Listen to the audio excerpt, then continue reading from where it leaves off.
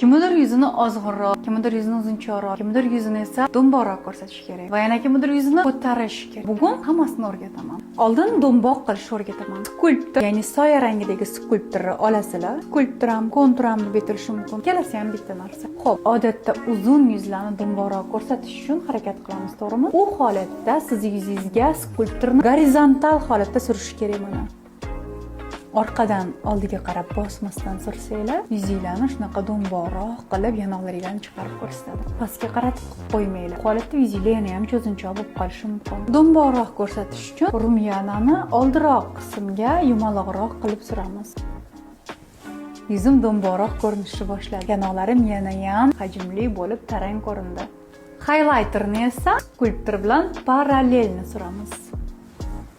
Bu tomonimga nisbatan do'mboqroq ko'rinishni boshladi. Agar yuzinglarning pastki qismi juda ham ozg'in bo'ladigan bo'lsa, bu qismni pudra bilan ozgina do'mboqlashtirishingiz mumkin. Yuzinglarning rangidan ko'ra ochroq pudrani olasizlar va yuzinglarning mana shu qismi ozg'in bo'ladigan bo'lsa, masalan, ko'proq uchburchak, olmossimon yuzlarda shunaqa bo'ladi. Mana shu qismni oqartirasizlar.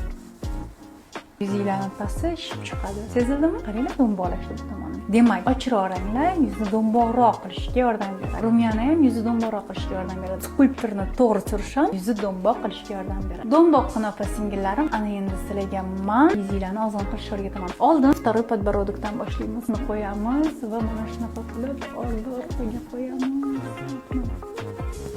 Mana shu joyimizga soya berib olamiz. Qaranglar, второй подбородок soyani tagida qolib ketadi. Ana endi bo'yin bilan yuzni ajratib chiqamiz. Sizlar quloqni orqasidan olib kelasizlar. Quloqni orqasidan mana shu qismni soya qilib bo'yindan ajratib chiqamiz. Agar yuzinglar mana shu joyi burchakli bo'lib turishini xohlasanglar, oldin pastga tekis olib kelasizlar, burchak qilasizlar. Agar yumaloqroq bo'lishini xohlasanglar, bu yerda suyaklar o'tkir bo'lsa, unda mana bu joyi mana bunday qilib yopasizlar soya bilan. Endi yuzimizga yetib keldik. Yuzimizni uzunchoqroq ko'rsatish uchun birozgina diagonal ko'rinishdan foydalanamiz. Mana bu yo'nalishda. Burunning uchiga qarab harakatlanamiz yuqoridan. Bu ham yuzni uzunroq ko'rsatadi, ham ozg'inroq qiladi.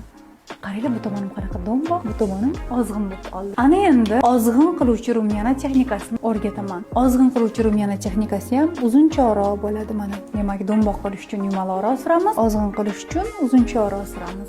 Highlighter ham skulptor bilan parallelni suriladi, mana pastga qarab suramiz.